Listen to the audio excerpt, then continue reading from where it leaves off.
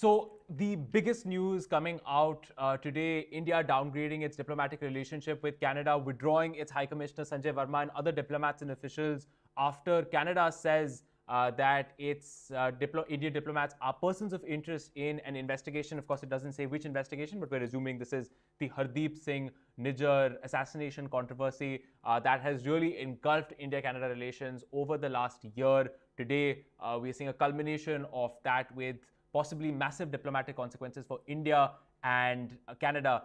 Joining me now is Geeta Mohan, who, of course, was in Pakistan to cover what we all thought was the big story of the week, which was the External Affairs Minister Jaishankar in Pakistan. Geeta, can you tell us a little bit about how you're seeing the events of today in the context of India-Canada relations? Just, you've been on the beat for so long.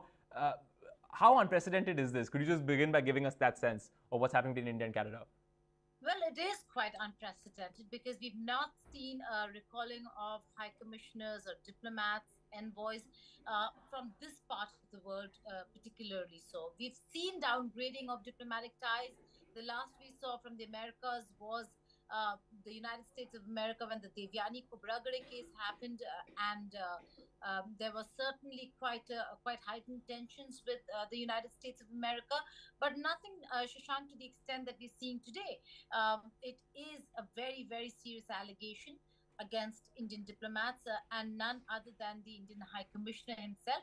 So let's just put this in perspective. And you're absolutely right. Canada has snagged it when it comes to covering the big story of the day. We were thinking that we traveled all the way from, crossing over from the Atari Baga border and then being taken in a bus, and we'll be showing you all the visuals and the stories from Pakistan as well, escorted in a bus into Islamabad and thinking that, this is going to be the big story. But the big story has turned out to be what is happening in New Delhi as we speak.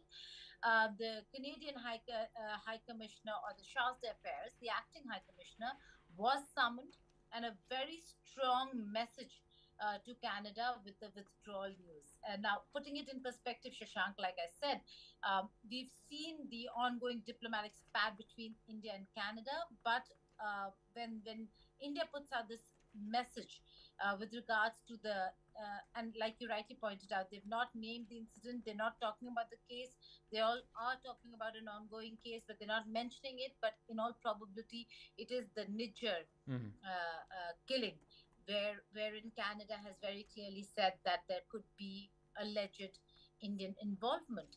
And up until now, they had only spoken of so-called links, to which the Indian side has been asking for details, asking for evidence.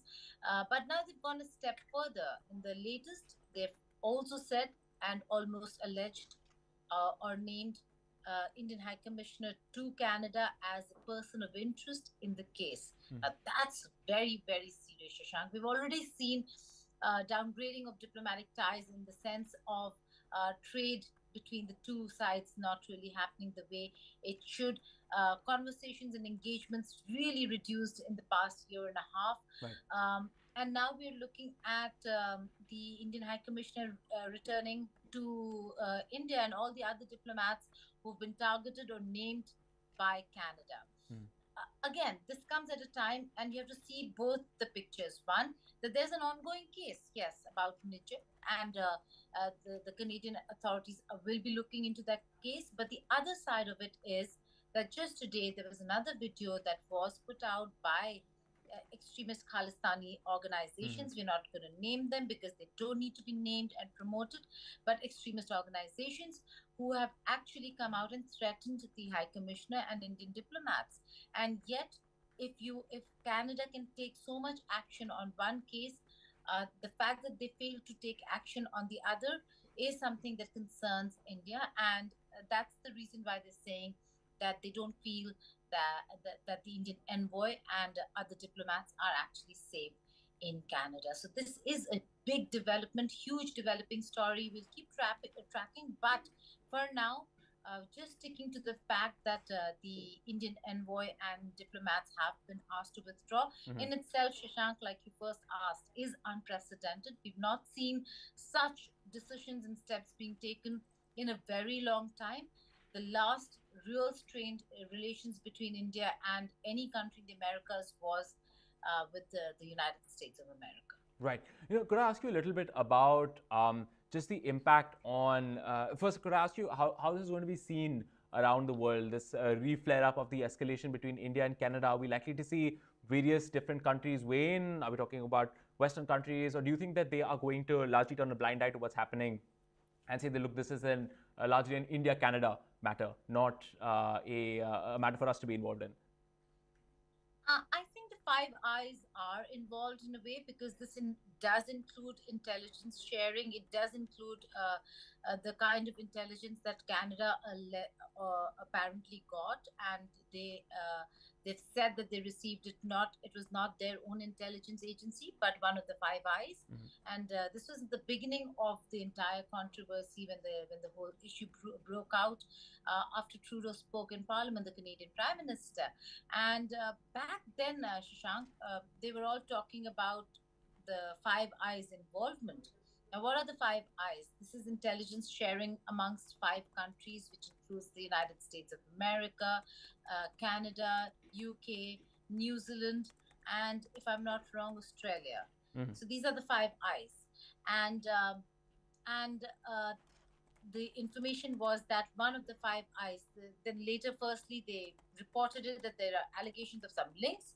Then a few days later, they said, well, after they saw the outrage in India, they said, well, it's not us, it's one of the Five Eyes who gave out the information. And then after some more time passed, when there was more outraging, more conversations, more strong, harsh statements that were coming out, that they finally said, through sources in Canadian media, that it in fact was the United States of America. So, like it or not, I do think that there is some sort of a conversation and communication. Although one would imagine that America, and if you see the handling of Gurpatwant Singh case and if you see the handling of Nijjar case, you do see that there is a massive difference in the way they handled it. And I think DC disagrees with the way Ottawa has handled the case, being so public about it, being so blasé about it, and so brazen about it. Right. They could have been maybe more diplomatic, even if they really thought, although India completely rejects those allegations, even if they thought for a second that yes, there could be some involvement, they could have been more diplomatic and used diplomatic channels rather than public medium, which is speaking on camera in the House, right, which is what Prime Minister Trudeau did.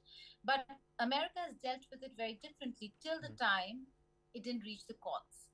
Now it is in the courts, and if you see the public statements, they're also quite scathing. So we'll have to wait and see how the two countries really, how America reacts to this entire story. The stories are very different over here. Again, here we're talking about Nijjar killing, where India has said that there's no involvement. There have been gang wars. There have been incidents where we've seen Khalistanis and elements such as those who are part of groups and gangs kill each other. There were two such instances that took place in Canada itself. And in the other case, it's a murder for hire charge.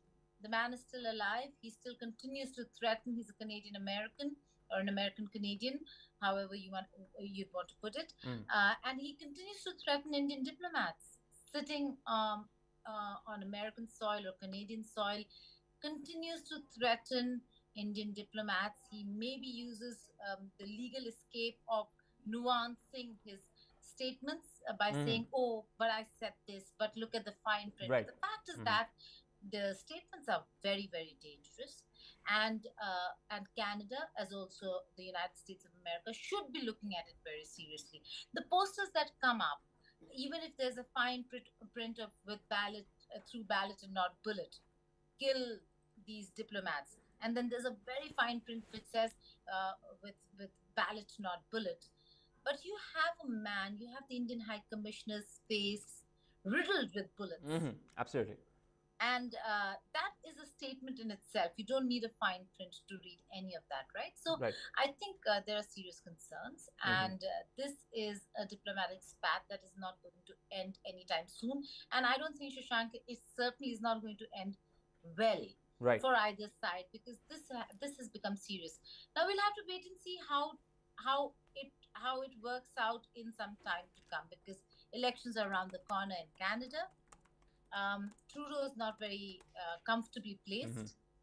Maybe Canada-India relations will then start looking up again should there be a regime change, because the opposition leader himself has questioned Trudeau on on this incident, on the case, on the investigations, and he himself has been saying that even in their own internal meetings, he's not seen enough proof to say that India was involved. Right. Ida, could I ask you one last question? It's something very interesting that that the Canadian acting High Commissioner said when he was leaving the Ministry of External Affairs. He said that we have shared irrefutable evidence with the Indian government about the about links between Indian officials and the assassination of Hardeep Singh Nijjar. What do you make of that? India has always said that, look, we haven't received the proof that we need to do something on this. But now the Canadians are saying, look, we have given you irrefutable evidence, pardon me. So what do you think on this particular issue, this idea of irrefutable evidence being given by Canada to India? Well, the fact is that the Indian side continues to maintain that the evidence that has been provided by Canada is not enough, and they're still waiting for enough evidence to be provided by Canada. If Canada has provided evidence which is very recent, or which was provided today, then it's a different matter. But if it is evidence of the past, I don't see. The Indian statement also does not speak of, although he has said it, the Indian statement does not really speak of anything where they're mentioning that, yes, that they acknowledge the evidence.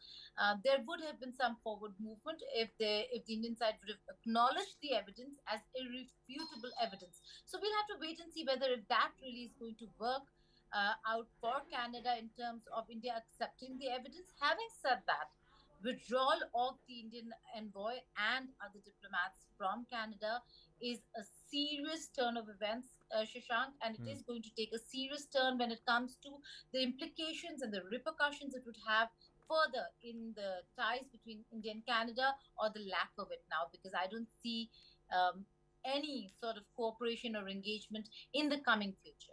Absolutely. Geeta Mohan joining us from Islamabad, talking to us about this diplomatic confrontation Canada, not Pakistan, not SCO. No, but hopefully, as is right, we shall also move our lens towards Dr. Jaishankar and his visit to Pakistan, no less historic than what we're seeing today in terms of his opportunities for what it means for India-Pakistan relations and for India's participation in the SCO. But Geeta Mohan will continue to keep us updated on that, while we sitting here will also cover the ongoing diplomatic confrontation between India and Canada. Thank you so much for watching us on India Today Global.